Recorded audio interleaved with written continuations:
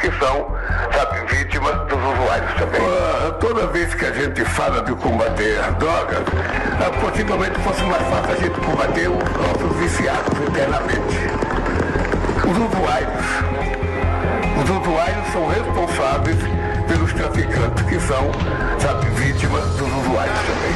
Pelos traficantes que são, sabe, vítimas dos usuários também. Vítimas dos usuários também. Vítimas dos usuários também. Vítimas dos usuários também.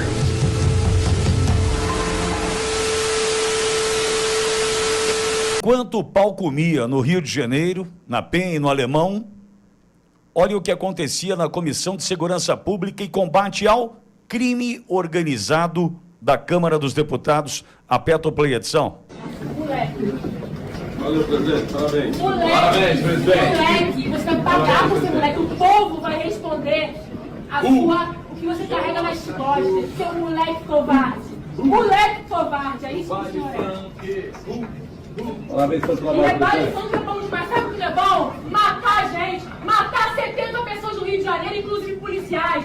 Sabe o que é bom? Um modelo de segurança pública. E o que o seu presidente está fazendo? O que o seu presidente está matou fazendo? 40, 50 agentes. O que ele fez? Agentes que estão fazendo Negou policiamento 3 pedidos do governador. Mentira! Negou Foi 3 revogado 11 pedidos. vezes. 3 pedidos A para pedido intervir. desse Seu governador presidente é safado e conivente com incompetente. o tráfico. O Você- seu presidente é conivente com o tráfico. Não é conivente, não. Conivente com o tráfico. Amigo de narcotraficante. Amigo de narco-ditador. Amigo do Maduro. Amigo do Maduro. É um miliciano. Ele defendeu Amigo milícia. do Maduro. Bolsonaro defendeu milícia. Amigo do Maduro. Miliciano. Vai pra Miliciano safado. Venezuela. Miliciano. Vai pra Caracas. Miliciano safado. Miliciano safado. O presidente é um miliciano. Seu moleque. Seu moleque. Calma! Calma o quê? Ah, vai gritar no inferno! Moleque Ah, também. seu Me respeite. Você que tá dando de dedo de mim! Você que tá dando de dedo de mim! Eu meto dele assim. Ah, qual Foi que é a sua? cerceado minha Qual que é a palavra, sua? seus moleques. Ah, Seus moleques. Seus merdas. Essa loucura por parte da deputada federal do PSOL, Talíria Petroni, deputada do Rio, mostra, de fato, como pensa a esquerda. Nesse momento, defendendo não aqueles que querem colocar um ponto final em tudo que o Rio de Janeiro vive e vive há tanto tempo, mas querem sim dar vida longa e próspera para o crime organizado. Vamos conversar com o deputado federal, delegado Paulo Bilinski, que é presidente da Comissão de Segurança Pública e Combate ao Crime Organizado. Bilinski gentilmente nos atendendo para abrirmos essa edição do Jornal da Auriverde. Bilinski, irmão, querido, bom dia, seja bem-vindo. Bom dia, Pitoli, bom dia, Silvio, bom dia, ouvintes da Auriverde, que honra estar aqui novamente. A honra é nossa. Pitoli, eu vou colocar uma observação aqui para vocês muito importante. Você sabia que todos os criminosos que foram mortos ontem pela polícia no Rio de Janeiro, você sabia que todos eles votam? Você sabia que todas as famílias deles votam? Você sabia que hoje existe mais ou menos 200 mil votos do crime organizado no Rio de Janeiro? E aí eu te pergunto, Pitoli, por que essa deputada está defendendo bandido? Por que essa deputada que teve 200 mil votos no Rio de Janeiro está defendendo organização criminosa? Isso aqui é a verdadeira infiltração na política, a verdadeira infiltração no Estado. Hoje mesmo, Pitoli, frente a essa nossa reflexão, eu já iniciei um projeto de lei que visa suspender, da mesma forma que a lei da ficha limpa impede que a pessoa condenada com trânsito em julgado seja perca os seus direitos políticos por até 8 anos após a condenação, da mesma forma o criminoso condenado com trânsito em julgado deve perder o seu direito de voto pelo período de 8 anos também, né? Não é só a inelegibilidade que deve ser levada em consideração, mas também a capacidade de votar. Por quê? Se a gente deixa criminoso votar, é isso aí que acontece. a infiltração do crime organizado no nosso poder legislativo. Bilinski. Então ontem foi um...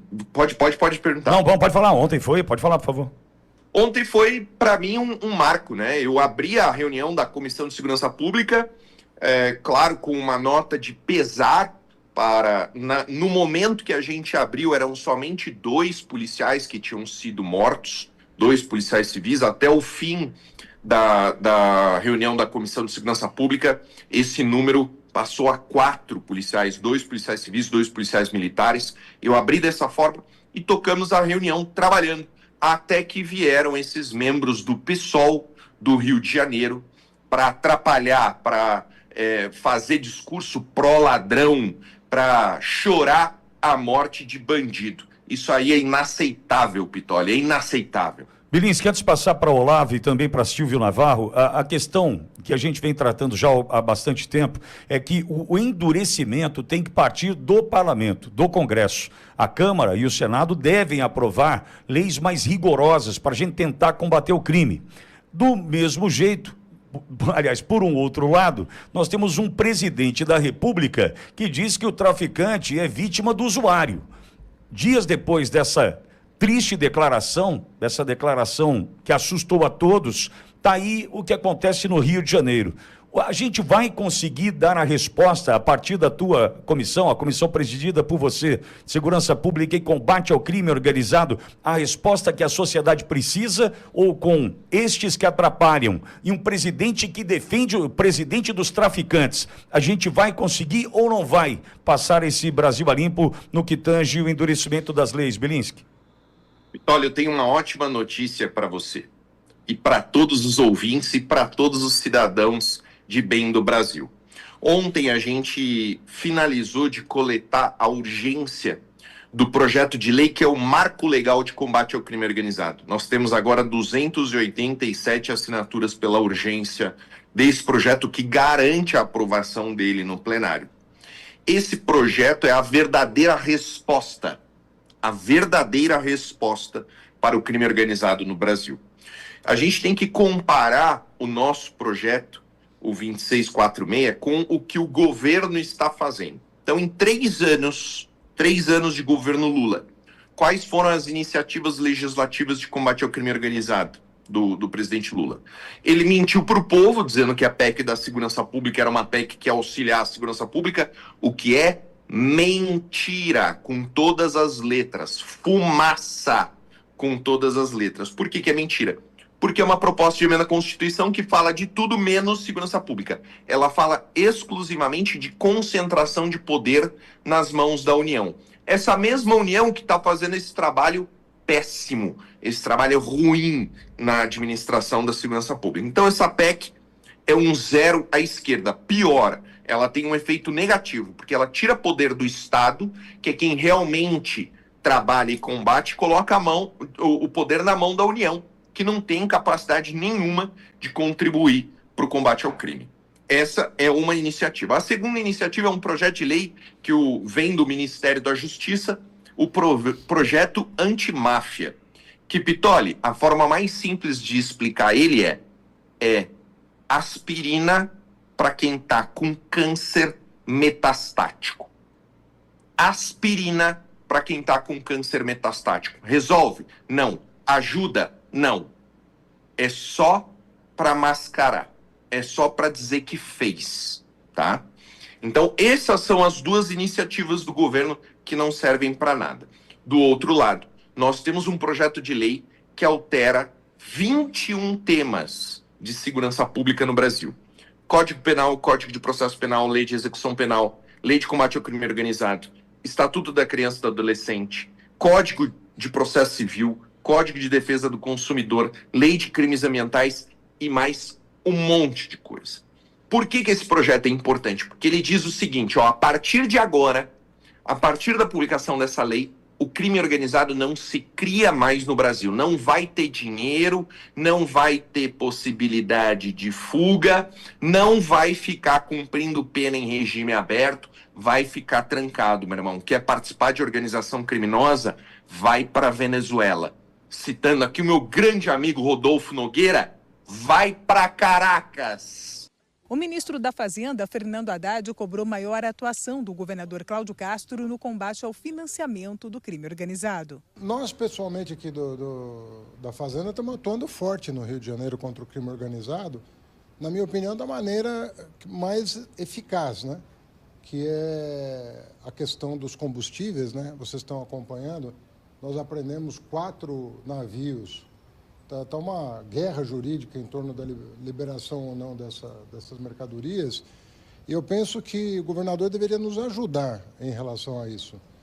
O governo do estado do Rio tem feito praticamente nada em relação ao contrabando de combustível. O dinheiro, no caso do Rio de Janeiro, todo mundo sabe que está vindo da questão do contrabando de combustível, da fraude tributária, da simulação de refino, da distribuição de combustível batizado. O ministro defendeu a aprovação da PEC da Segurança Pública, enviada pelo governo ao Congresso em abril.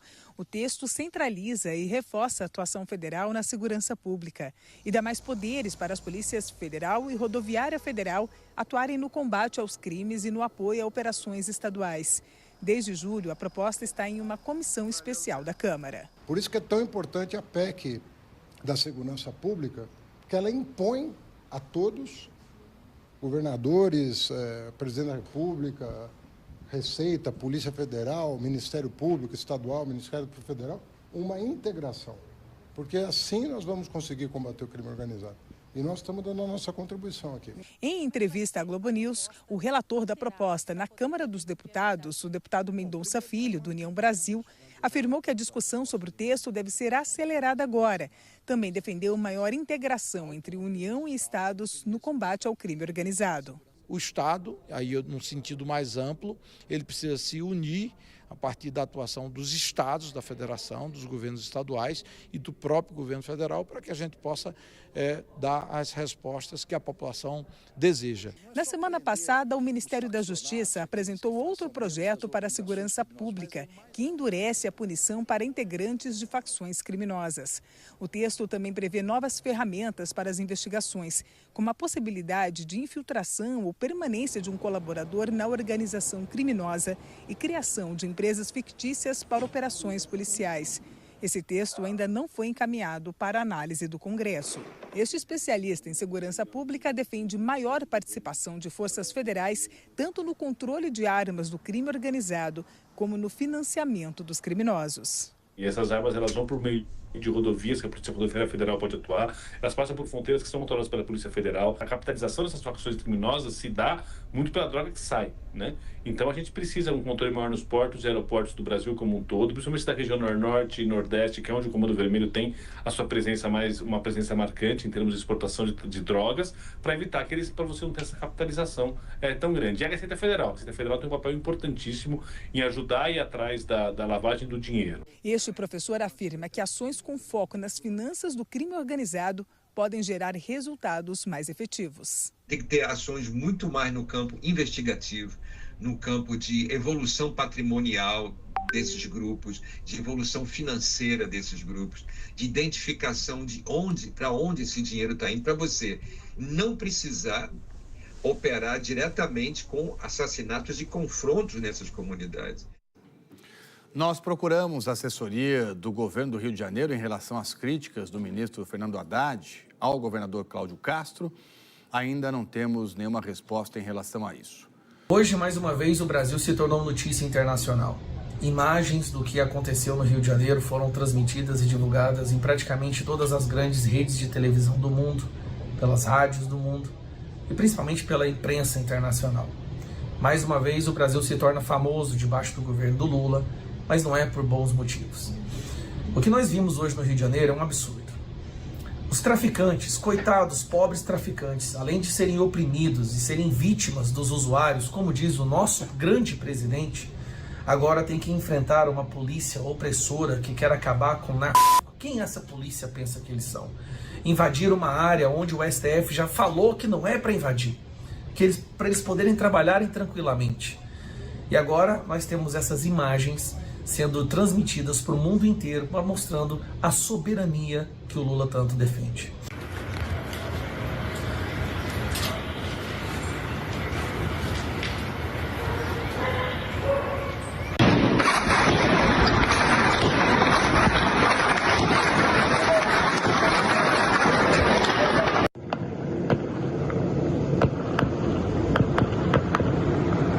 objetivo é cumprir 100 mandados de prisão e 150 mandados de busca e apreensão, todos contra bandidos ligados ao Comando Vermelho. Essa investigação durou 1 ano, um intenso trabalho aí de apuração dos agentes da DRE, Delegacia de Repressão a Entorpecentes. É uma ação integrada, quero reforçar, faz parte da Operação Contenção.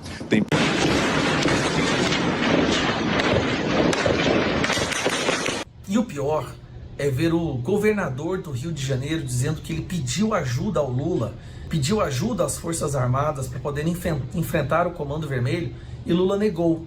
O mesmo Lula que trabalha ativamente para impedir que facções criminosas sejam interpretadas pela nossa lei como grupos terroristas. O mesmo Lula que foi apoiado por essas facções criminosas. Esse é o caminho que o Brasil está indo. Quer que eu te fale mais? 1 a cada 4 brasileiros vivem sobre aquela chuva de chumbo que você viu agora. 1 a cada 4 brasileiros vivem com medo de ver aquilo ali todo dia quando sai de casa. Esta é a tal soberania que o Lula tanto defende. Esse é o caminho que o Brasil está indo.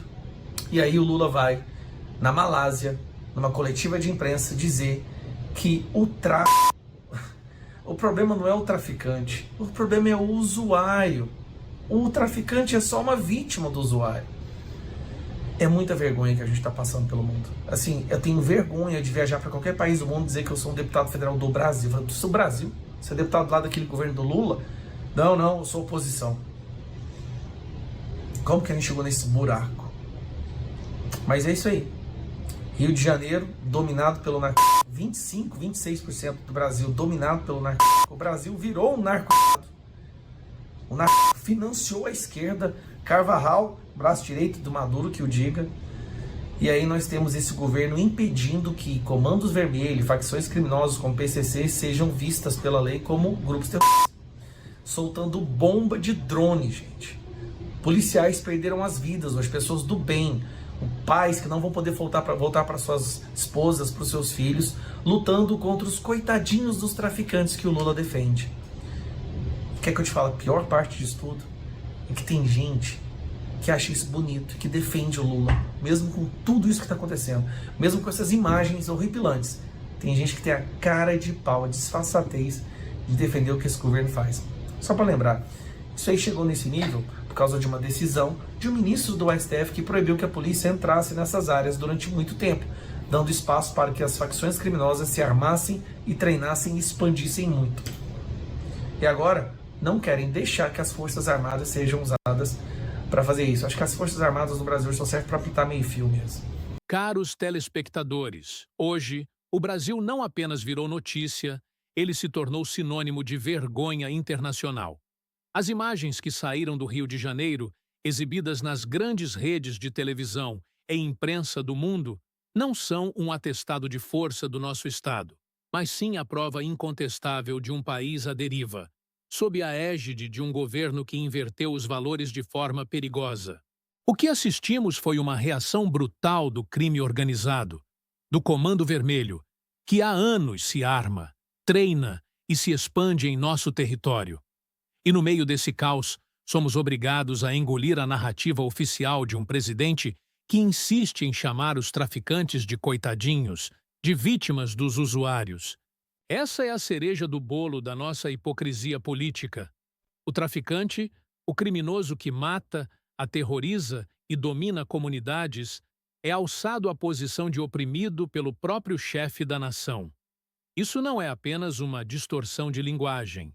É uma política de segurança pública leniente, que desmoraliza o trabalho da polícia e dá um salvo-conduto moral para a bandidagem. Aonde chegamos? 1 a cada 4 brasileiros vive diariamente debaixo dessa chuva de chumbo, refém de um medo constante, enquanto em Brasília, a preocupação maior parece ser a retórica da vitimização do criminoso, a negação federal e a ação judicial criminosa. E o cenário se agrava. Vimos o governador do Rio de Janeiro implorar por apoio, pedindo a ajuda das Forças Armadas para enfrentar o Comando Vermelho. E qual foi a resposta do governo federal? A negação. O mesmo presidente que se recusa a mobilizar o exército para proteger o cidadão de bem é o mesmo que trabalha ativamente para impedir que facções como o Comando Vermelho e o PCC sejam interpretadas pela nossa lei como grupos terroristas. A mensagem é clara. O governo federal prefere deixar o Rio de Janeiro sozinho, enquanto mantém uma política que, na prática, beneficia o crime. Estamos vendo o preço dessa ideologia sendo pago com o sangue de policiais e de cidadãos inocentes, pais de família, que não voltarão para casa.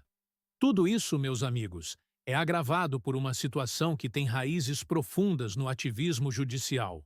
É inegável o peso daquela decisão de um ministro do STF, a famigerada ADPF 635, arguição de descumprimento de preceito fundamental, que por um longo tempo proibiu a atuação policial nessas áreas. Essa decisão, na prática, blindou os criminosos, dando-lhes tempo e espaço para se armarem com fuzis e drones e para expandirem o seu domínio.